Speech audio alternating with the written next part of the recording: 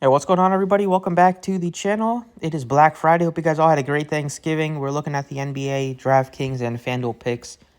For tonight, we got a 2:30 slate. Only a couple games on it, but we got a nice little, I think 8 games on for 7:30. So let's go ahead and get into it. As always, enjoy the videos. Appreciate the like button. Subscribe if you haven't already. Check out other links in the description. Starting off at the point guard position, you got Halliburton, who's been balling this season. He's all the way up to 11K, so be tougher to get to him today. You got a bunch of guys that are way cheaper that look pretty good. Right now, I'm looking at Cade Cunningham at $7,800.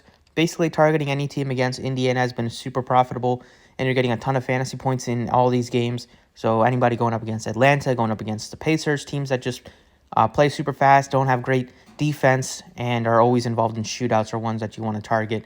And Cade Cunningham of the Pistons, they are going to Indiana. They're a little slower of a team, and they've been struggling, but it's just such a good spot. Cade is a guy that I would trust over any other Piston today. Him and maybe Uzzer Thompson will be the two.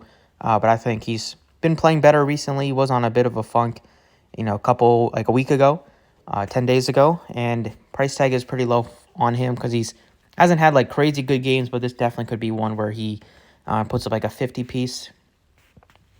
Over at shooting guard today, you got some cheap options that you can look to. You got some questionable pieces with Duncan Robinson at 59 is questionable. We're getting Chris Middleton finally producing. He still hasn't topped 30 minutes yet, although he got close last game with 29.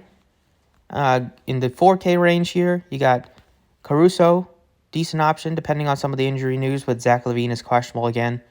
But I'm going Nikhil Alexander-Walker. We already know for a fact that McDaniels is out, so he's been starting. Can get you minutes. They're 29 and 33, so it does give you upside into the 30s for minutes. It won't shoot a ton, but he can give you some rebounds, give you some assists, and at this price tag, I think can still fill out value. Small forward, you got Jimmy Butler at 83, looks pretty good. We got Bam questionable today, so if Bam is out, then he looks definitely like a great play.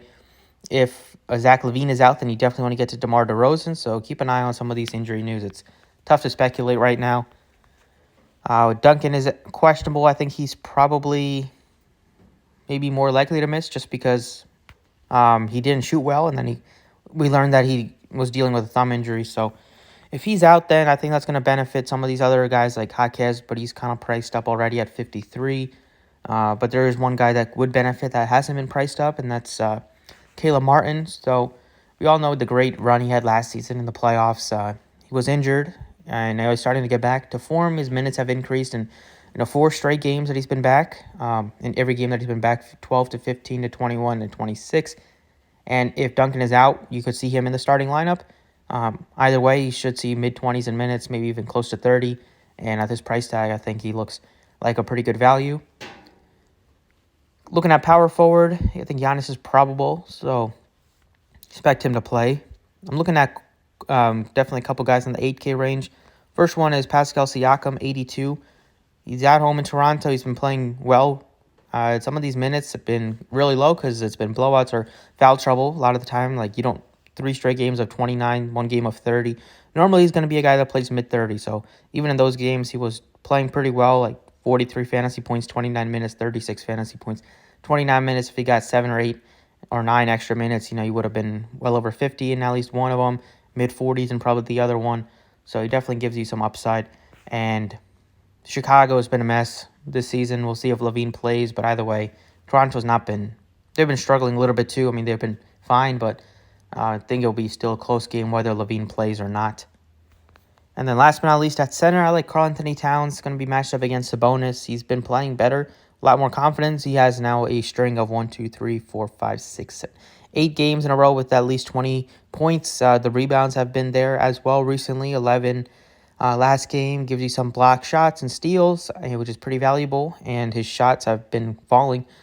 So he won't take normally doesn't take 20-plus shots on a regular basis, but this spot should be a high-scoring game against Sacramento. He's been playing well, chips in all categories, and I think the price tag on him is pretty reasonable. So those are the 5 that I like on DraftKings. On FanDuel, it's exactly the same. Point guard, I'm definitely looking at Cade at 77. At shooting guard, you got Nikhil Alexander-Walker, super cheap at $4,200. Small forward, Caleb Martin is only 41, so similar pricing on both sites, especially if Duncan is out, then I'll be super interested in Caleb. Power forward, you got Siakam at only 81, and then center, you can get to Cat at 85. So those are the plays I like right now. If there are updates, I'll post them on Twitter closer to lock when we get all these injury news. But that's what I got today. Thank you for watching. Best of luck. Catch you all next time.